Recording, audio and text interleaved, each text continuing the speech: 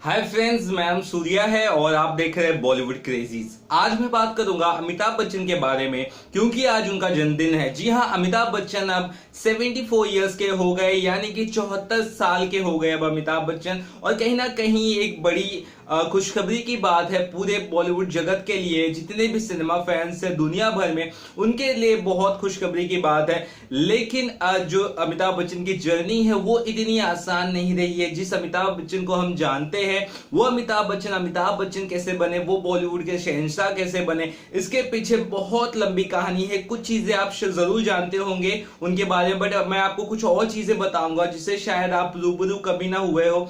First of all start करते हैं उनकी स्टार्टिंग लाइफ से। उसके बाद ये जानने की कोशिश करें किस तरह से उनकी लाइफ एक अलग मोड़ पे जाती रही। उसके बाद किस तरह से एक रिबेलनेस आया, एक एंग्रीनेस आया अमिताभ बच्चन में, और कहीं ना कहीं उस एंगर को अमिताभ बच्चन ने सही तरह से डाला। उसके बाद अपने कैरियर को ग्रोथ में लगा दिया, तब जाके अमिताभ बच्चन इस मुकाम पर पहुंचे।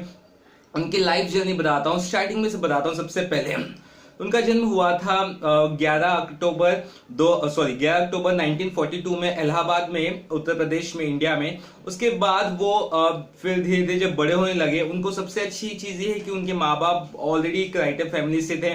उनके पिताजी हरिवंश राय बच्चन बहुत फेमस पोएट थे, मतलब कविता लिखते थे, जिस वजह से जो उनकी परवरिश हुई उनकी बहुत अच्छे से, उनकी पढ़ाई लिखाई एक अच्छी जगह से हुई थी। आई थिंक नैनीताल के स्कूल में से हुई थी उनकी पढ़ाई। उनका इंग्लिश बहुत अच्छा था। उनकी माताजी तेजी बच्चन, दोनों की परवरिश में अमिताभ बच्चन बड़े हुए। आई थिंक अमिताभ बच्चन के किसी दोस्त ने उनका नाम अमिताभ रखा था, जहां तक है पता है। उसके बाद अमिताभ बच्चन जैसे जैसे ग्रो हुए, उनका एक सिनेमा की ओर एक रुख जरूर होने लगा। उसके बाद जब पढ़ाई पूरी कंप्लीट करने के बाद अमिताभ बच्चन कोलकाता आ गए। कोलकाता, जिसे कलकत्ता कहते थे उस वक्त, और उस सब वक्त आपको बता दूं ये 1960s और 70s के बीच का फेज है। उस टाइम में कोलकाता एक इंपॉर्टेंट गढ़ था।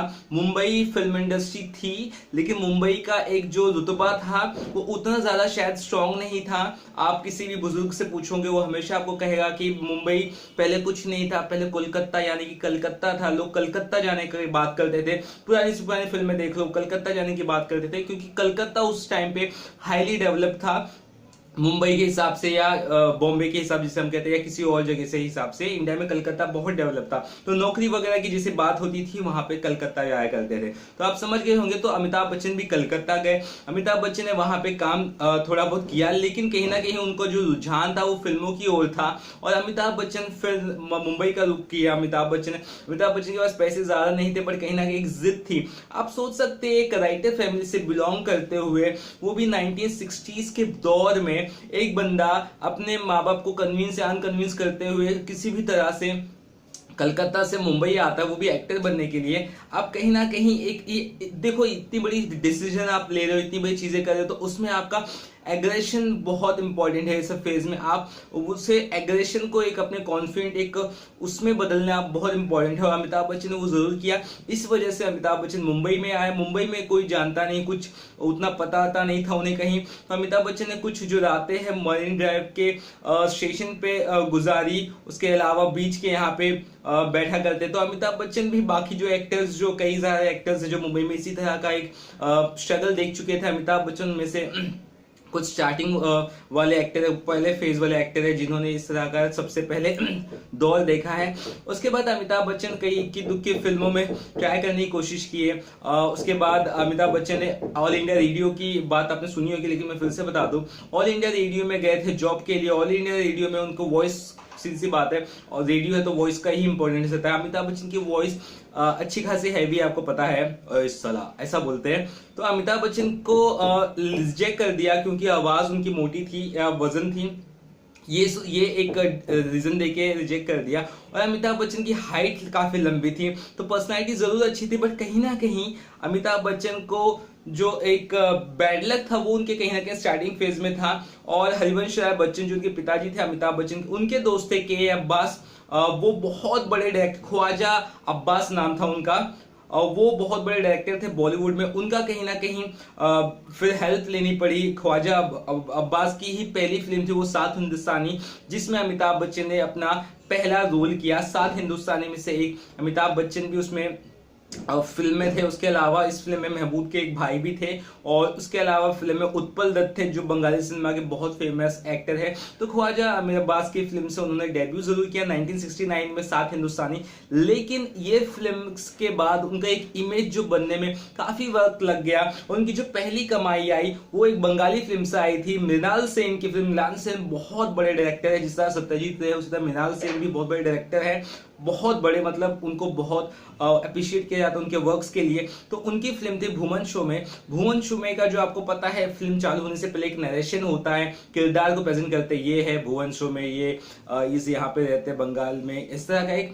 जो एक नरेशन होता है स्टार्टिंग के 2-3 मिनट का फिल्म का, वो अमिताभ बच्चन ने किया था। और उसके लिए अमिताभ बच्चन को 300 रुपए मिले थे उस वक्त में। वो अमिताभ बच्चन की पहली अर्निंग थी किसी फिल्म से, लेकिन वॉइस ओवर के जरिए आई थी। और उसके बाद साथ हिंदुस्तानी के बारे में मैंने बताया। उसके बाद अमिताभ बच्चन कुछ दिनों तक जो बहुत फेमस कॉमेडियन है महमूद के घर रहे। महमूद की फिल्म भी आई थी, उसमें भी उन्होंने काम किया था। देखा ना है रे, सोचा ना है रे, रख दी निशाने पे जा, बॉम्बे टू गोवा। बॉम्बे टू गोवा में महमूद ने उन्हें अच्छा एक रोल दिया।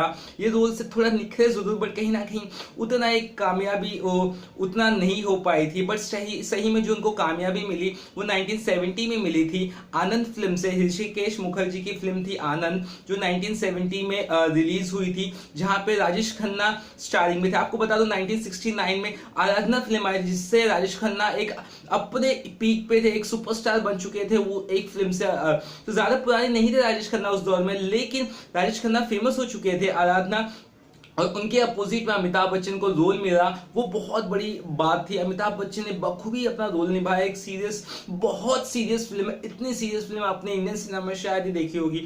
तो उसमें अमिताभ बच्चन को एक नोटिस किया गया, लेकिन फिर भी कहीं ना कहीं जो स्टार्स थे वो उन्हें लेने में परहेज करते थे। आपको एक किस्सा बता दूं, जहां तक मुझे पता है अमिताभ बच्चन की हाइट काफी बड़ी थी, और नॉर्मली आप उस समय के हीरो की हाइट देखोगे तो हीरो की हाइट नॉर्मल रहती थी, हेल्दी काफी रहते थे, और ऐसा लगता है कि यार 10-15 जो पहलवान उनको धराशायी कर देंगे, उनको पीट देंगे। तो उस तरह से कहीं ना कहीं उस वक्त के हीरो रहते थे। और वैसे अमिताभ बच्चन को देखे तो अमिताभ पतले और लंबे, तो डायरेक्टर बोलते हैं यार ये क्या हीरो बनेगा, ये कुछ नहीं यार, इसको लेके जाओ, इसको निकालो। तो इस तरह से एक अमिताभ बच्चन का मतलब, क्योंकि उनकी गलती नहीं थी, अमिताभ बच्चन की गलती थी उस वक्त के सेटबैक की, लोगों की थिंकिंग की, उस मेंटेलिटी की, कुछ अलग नहीं करना चाहते थे। उन्हें एक तरह का एक सेटबैक था, हाँ इस तरह का हीरो होगा तो इस तरह का ही हीरो होना चाहिए, बट ऐसा आपने फिर उसके बाद अमिताभ बच्चन 2-3 फिल्में और की। 1970 से 73 तक अमिताभ बच्चन ने कुल 12-13 फिल्में की, लेकिन मोस्ट ऑफ द फिल्म में फ्लॉप हो गई थी, और अमिताभ बच्चन कहीं ना कहीं बहुत निराश हो गए थे। लेकिन ऐसा भी एक वक्त आया उस दौर में कि जब अमिताभ बच्चन लौट के जाना चाहते थे अपने घर। जी हाँ, हर किसी के लाइफ में एक टर्निंग फेज आता है, जो बहुत ही प्रॉब्लम्स के बाद हम डिसीजन लेते नहीं यार बस अब कुछ नहीं करना है। तो ऐसा एक फेज आया था। उसके बाद अमिताभ बच्चन को एक जो किस्मत खुली वो प्रकाश मेहरा की फिल्म से खुली। प्रकाश मेहरा की फिल्म जंजीर उस वक्त रिलीज हुई थी, और जंजीर फिल्म ने जो एक किस्मत बदल दिया अमिताभ बच्चन की। ये अमिताभ बच्चन का स्टार्टिंग फेज ही बता रहा हूं, आप समझ चुके होंगे कितना ज्यादा उन्होंने स्ट्रगल किया है। तो अमिताभ बच्चन का स्टार्टिंग फेज था, जंजीर उनकी रिलीज हुई, और उस वक्त आपको पता है एक एंगर था इंडिया में। आपको बता दूं 1950 से 60 तक इंडिया काफी गरीब था, पैसे की बहुत तंगी थी, कंपनीज उतनी नहीं चल रही थी, भुखमरी थी, जॉब नहीं थे, बहुत सारी दिक्कत थी। तो लोगों में आक्रोश था, गुस्सा था गवर्नमेंट के लिए, और वो गुस्से को फिल्मी पर्दे पर कहीं ना कहीं अगर किसी ने जिंदा किया तो वो जंजीर से किया अमिताभ बच्चन ने। तो उस दौर के जो एक हीरो बन गया अचानक, राजेश खन्ना ने जो अपनी इमेज बनाई थी 4-5 सालों में, वो इमेज बस 1-2 साल में गायब कर दी अमिताभ बच्चन कहीं ना कहीं एक फेमस हो गए, बहुत बड़े सितारे हो गए जंजीर से। और जंजीर के पहले उन्होंने ऑलरेडी मिली थी जया बहादुर से, उन्होंने मुलाकात की थी, और उनको प्यार भी हो गया था, और कहीं ना कहीं डिसाइड किया था कि अगर फिल्म हिट होती है तो हम लोग शादी कर लेंगे। उसके बाद अमिताभ बच्चन ने शादी कर ली, क्लोज सेरेमनी में शादी कर ली। उसके बाद आपको पता है 2 बच्चे हैं, और एक श्वेता है, और उसके बाद दूसरा अभिषेक बच्चन है जिनकी वाइफ है ऐश्वर्या बच्चन। तो कहीं ना कहीं एक अच्छी फैमिली है। अमिताभ बच्चन का एक और किस्सा मैं बताता हूँ। स्टार्टिंग दिनों में जब ज्यादा टेंशन था, अमिताभ बच्चन को जॉब नहीं मिल रहा था, तो शशि कपूर ने एक बार उन्हें नोटिस किया कि अमिताभ बच्चन जो कैरेक्टर एक्टर्स होते हैं जो छोटे छोटे रोल्स के लिए पीछे खड़े हो जाते हैं भीड़ में, उस तरह का रोल करने के लिए भी तैयार हो गए। तो एक बार शशि कपूर ने उन्हें देखा, उन्हें बुलाया, उन्हें बोला कि भाई तुम इन छोटी चीजों के लिए नहीं बने, दोबारा मुझे ऐसी जगह मत दिखना कि छोटे मोटे किरदार आप निभाओ। तो इस तरह का एक कहीं ना कहीं शशि कपूर ने भी उन्हें स्टार्टिंग फेज में एक कहा था, मोटिवेट किया था। तो बहुत सारी चीजों का स्ट्रगल के बाद अमिताभ बच्चन को इस जंजीर का लक लगा और जंजीर फिल्म बहुत हिट हुई। उसके बाद कई सारे डायरेक्टर्स के साथ उन्होंने काम किया, मेनली ऋषिकेश मुखर्जी थे, उसके बाद प्रकाश मेहरा तो मैंने आपको बता दिया, और मनमोहन देसाई बहुत बड़े डायरेक्टर थे जो मसाला फिल्मों के लिए जाने जाते थे, उनके साथ अमिताभ बच्चन ने काम किया। और अमिताभ बच्चन का उसके बाद हर एक फिल्म में जो है कहीं ना कहीं हिट होने लगी, नमक हराम हो, और उसके बाद मुकद्दर का सिकंदर हो, और सुहाग हो। उसके बाद सबसे मस्त फिल्म अगर कोई अच्छी फिल्म आए तो शोले आई थी 1976 या 5 में, तो शोले बहुत चली थी भाई, शोले जय वीरू माय गॉड, इतनी बढ़िया फिल्म चली, उसने अमिताभ बच्चन की एक अपनी किस्मत ही बदल दी। और आज भी आप उस फिल्म का आपको पता है, एक डायलॉग याद होगा, दीवार भी सेम उसी फेज में आई थी शशि कपूर और अमिताभ बच्चन की, तो वो फिल्में बहुत चली थी। आज मेरे पास बंगला है, गाड़ी है, बैंक बैलेंस है, तुम्हारे पास क्या है, ये कितने बढ़िया डायलॉग थे। आप सोच सकते हो सलीम जावेद के लिखे हुए सब डायलॉग्स कितने बढ़िया थे। तो उस समय अमिताभ बच्चन अपने पीक पे थे, जैसे राजेश खन्ना थे पीक पे, उस तरह अमिताभ बच्चन उनसे ऊपर हो गए थे, और कहीं ना कहीं राजेश खन्ना का रुतबा गिरने लगा था, और अमिताभ बच्चन उसी तरह उनकी जो लक है वो बदस्तूर जारी रहा था। मतलब 1973 से जो बादशाहत कायम की एंग्री मैन की, वो 1982 तक चली। 82 में फिल्म आई थी कूली फिल्म आई थी, उस वक्त तक ये बादशाहत चली। लेकिन कूली फिल्म के दौरान एक बहुत बड़ा हादसा हो गया था, जब अमिताभ बच्चन की जान जाते जाते बची। एक नए एक्टर थे पुनीत इसार, जिनको महाभारत में आपने दुर्योधन के शायद रोल में देखा होगा। पुनीत इसार ने जो एक मुक्का मारा था अमिताभ बच्चन को, शायद ज्यादा जोर से लग गया था, उनके जो ये फेफड़े होते हैं वो उसमें कहीं ना कहीं काफी ज्यादा दिक्कत हो गई थी, प्रॉब्लम्स हो गई थी। उसके बाद मुंबई के बीच कैंडी अस्पताल में उन्हें भर्ती कराया गया था। लाखों लोगों ने उस वक्त दुआएं की, कई सारे लोग बीच कैंडी के पास दिन भर रात भर लगे रहे, दुआ करते रहे खलनायक के लिए, स्टार के लिए, शहंशाह के लिए कि वो ठीक हो जाए। कुछ वक्त, कुछ हफ्ते शायद लग गए। उसके बाद अमिताभ बच्चन आखिर इस जो आपदा से बच गए, इस प्रॉब्लम से निकल के आ गए सामने। उसके बाद अमिताभ बच्चन ने पॉलिटिक्स का भी रुख किया। पॉलिटिक्स में आपको पता ही है, अमिताभ बच्चन के पिताजी कांग्रेस का काफी एक अच्छा थे, और अमिताभ बच्चन के पिताजी जो हरिवंश राय बच्चन बहुत फेमस भी थे। एक अच्छा कांग्रेस से उनका जोड़ था। तो राजीव गांधी ने जब उनको कहा कि इलेक्शन आप लड़िए लोकसभा से, तो उन्होंने मना नहीं किया। लोकसभा से इलेक्शन लड़ा 1984 का, और इलेक्शन में जीत भी गए इलाहाबाद से। बट कहीं ना कहीं उनके ऊपर बोफोर्स का एक बहुत बड़ा एक संगीन आरोप लगा कि अमिताभ बच्चन भी इसमें इन्वॉल्व है, ऐसा वैसा। तो अमिताभ बच्चन ने कहा कि मैं इन्वॉल्व नहीं हूँ। 4 साल के बाद, 4.5 साल के बाद उसका जजमेंट आया, जहां पे अमिताभ बच्चन का नाम नहीं आया। अमिताभ बच्चन साहब सब बरी हो गए। तो अमिताभ बच्चन ने डिसाइड किया शायद वो एक्टिंग के लिए बने हैं। तो अमिताभ बच्चन ने वापस अपने फेज 2 चालू किया। अकेला जैसी फिल्में आई उस समय, तूफान जैसी फिल्में आई, और वो सब फिल्में काफी अच्छी चली। हम फिल्म आई थी जिसमें का गाना बहुत फेमस, और जुम्मा चुम्मा दे दे। तो इस तरह की फिल्में आने लगी 90s के दौर में। और कहीं ना कहीं 1994 से 95 तक अमिताभ बच्चन को ये लगने लगा था कि अब कहीं ना कहीं जो फिल्में उनकी चल नहीं रही। जो उनकी आखिरी फिल्म थी 1984-85 में खुदा गवाह थी। खुदा गवाह के बाद उन्होंने एक ब्रेक ले लिया फिल्मों से। कहीं ना कहीं उनके माइंड में बहुत सारी चीजें चल रही थी, उनकी फिल्में नहीं चल रही थी, क्योंकि 1990s का जो दौर था वो रोमांटिक फिल्में चल रही थी, नए हीरो हीरोइन आते थे, उन सबकी फिल्में चल रही थी, नए नए एक्टर्स आने लगते, अक्षय कुमार, अजय देवगन, उस समय सब हीरो आने लगे थे। तो ये फिल्में नहीं चल रही थी अमिताभ बच्चन की।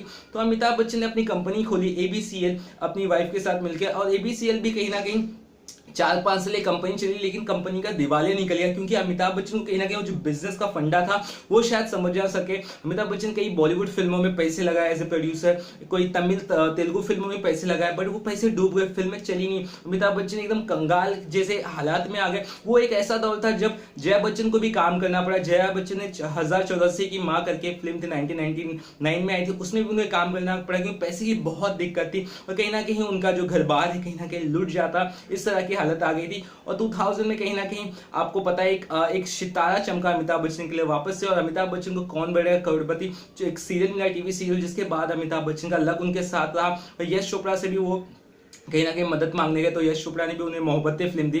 तो इस तरह से जो फेज चला, उसके बाद अमिताभ बच्चन कई सारी फिल्में अभी तक करते आ रहे हैं। अमिताभ बच्चन तभी से नहीं रुके हैं, हेल्थ पे बहुत कॉन्शियस है अमिताभ बच्चन, और खाने पीने की चीज़ों में बहुत ध्यान देते हैं, बहुत इंपॉर्टेंट चीज़ें ही जो रहती है वो खाते हैं। और कहीं ना उसके बाद जो फेज चला 2000 के बाद से, उसके बाद जब भी जो भी फिल्में आए, बुढ़ा होगा तेरा बाप, जितनी भी फिल्में आए, सरकार का 1 2 3 सब बहुत 1 2 बहुत अच्छी चली। उसके बाद से अभी तक अमिताभ बच्चन पे फिल्में करते आ रहे हैं। और जो उनकी आखिरी फिल्म थी आपको पता ही है, आखिरी फिल्म पिंक में भी उन्होंने कमाल का रोल किया। हम यही विश करते हैं शहंशाह को भी इसी तरह हमें एंटरटेन करते रहे, और आने वाले 15-20 साल आराम से, या 100 साल मैं तो कहूंगा, हमें इसी तरह एंटरटेन करते रहे। और हैप्पी बर्थडे अमिताभ बच्चन। कुछ और बॉलीवुड खबर रहेगी तो आपको जरूर बताऊंगा। तब तक के लिए बाय। आपको कैसे लगा मेरा वीडियो वो भी जरूर बताइएगा। चलिए बाय।